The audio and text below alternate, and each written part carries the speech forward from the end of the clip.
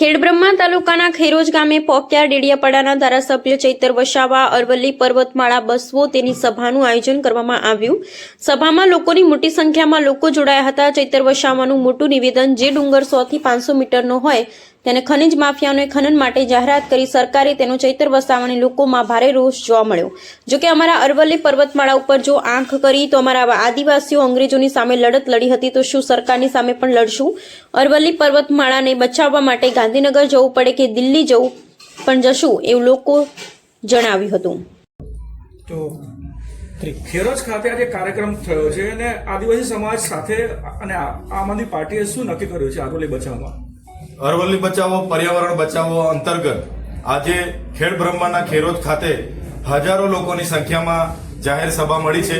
અમે ચિંતન કર્યું છે, મનન કર્યું છે અને નક્કી કર્યું છે કોઈ પણ સંજોગોમાં અરવલ્લી પર્વતની એક પર ગિરિમાળા અમે કોઈ પણ ઉદ્યોગપતિને કે કોઈ પણ ખનન માફિયાને આપવા માંગતા નથી। એક ઇંચ પણ જમીન અમે સરકારને વિકાસના નામે આપવા માંગતા નથી। એક બાજુ દેશના વડાપ્રધાન વિદેશમાં જતા હોય અને એક પેડ માં કે નામ ની વાત કરતા હોય, અહીંયા એક પેડ રોપીને એનો પ્રચાર પ્રસાર કરતા હોય અને આખા ને આખા જંગલો જ્યારે ઉદ્યોગપતિઓના ઈશારે એમને આપવાની એમણે વાત કરી છે, જેનો અમે સખત શબ્દોમાં વિરોધ કરીએ છીએ। નામદાર સુપ્રીમ કોર્ટે 20 નવેમ્બર 2025 ના રોજ જે ચુકાદો આપ્યો છે કે 100 મીટરથી વધારે ઊંચી પર્વતમાળા હશે એની જ ગણના અરવલ્લી પર્વતમાળાઓમાં થશે। 500 મીટરના અંતરમાં જે પહાડીઓ હશે એને અરવલ્લીની પર્વતમાળાઓ ગણવામાં નહીં આવે, એને વન વિભાગના સંરક્ષણમાં નહીં આવે। જે ચુકાદાનો અમે વિરોધ કરીએ છીએ, ખંડન કરીએ છીએ અને નામદાર સુપ્રીમ કોર્ટને અમે અપીલ કરીએ છીએ આ સુનાવણીમાં ફરી ચિંતન કરવામાં આવે, વિચારણા કરવામાં આવે અને એમનો ચુકાદો ફરી લઈ લેવામાં આવે।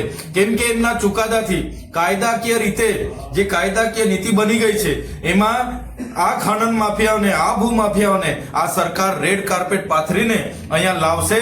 અમારી પ્રકૃતિ, અમારી સંસ્કૃતિ, અમારી પ્રજાતિઓ, અમારું પર્યાવરણ નાશ પામશે, જેની અમને ભીતિ છે।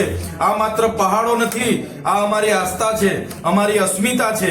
અહીંના પહાડો થકી જ અહીંયા નદીઓ વહે છે। અહીંયા નજીકમાં કોટેજ છે, ત્યાંથી સરસ્વતી નદી નીકળે છે। એ જ પ્રકારે બનાસ નદી હોય કે અહીંથી રાજસ્થાન, હરિયાણા અને દિલ્હીને જોડતી આ તમામ નદીઓ હોય એ અમારી જીવાદોરી સમાન છે। ત્યારે આ પ્રકૃતિને બચાવવા માટે અમારે જ્યાં પણ લડવું પડશે અમે લડવા માટે તૈયાર છે। અમે આજે સરકારને આપણા માધ્યમથી કહેવા માંગીએ છીએ આમાં ચિંતન કરે અને આ આદેશ પાછો ખેંચવામાં આવે એવી અમારી માંગણી છે।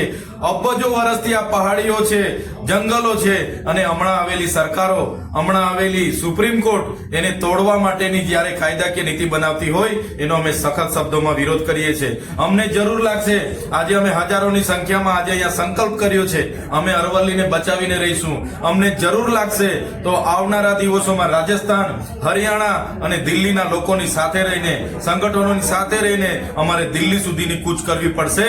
તો અમે ગુજરાતથી દક્ષિણ ગુજરાતના તમામ લોકો અને આ વિસ્તારમાં વસતા તમામ વર્ગના લોકો અમે ગાંધીનગર અને દિલ્હી તરફ પણ કૂચ કરવાના છે। રાજસ્થાનના મુખ્યમંત્રી ભજનલાલ શર્માનું એવું કહેવું છે કે અરવલ્લી બચશે, અરવલ્લીને કઈ નુકસાન થશે નહીં। મુખ્યમંત્રીના કહેવાથી અમને એમના પર ભરોસો નથી। જે પ્રકારે જે રાજસ્થાન સરકારે એમની કમિટી હતી, જે કેન્દ્રીય કૌશલ સશક્ત કમિટી અંતર્ગત એમણે સુપ્રીમ કોર્ટમાં જવું પડ્યું અને સુપ્રીમ કોર્ટે એમણે જે વ્યાખ્યા બનાવી 300 મીટરની વ્યાખ્યાની જગ્યાએ એમણે 100 મીટરની વ્યાખ્યા જે બનાવી એનો અમે સખત વિરોધ કરીએ છીએ। આ ઉદ્યોગપતિ પ્રેમી સરકાર જેમણે આ લાવવા માટેના જે કામ કર્યા છે ત્યારે સરકારોને પણ કહેવા માંગીએ, રાજસ્થાનની સરકાર હોય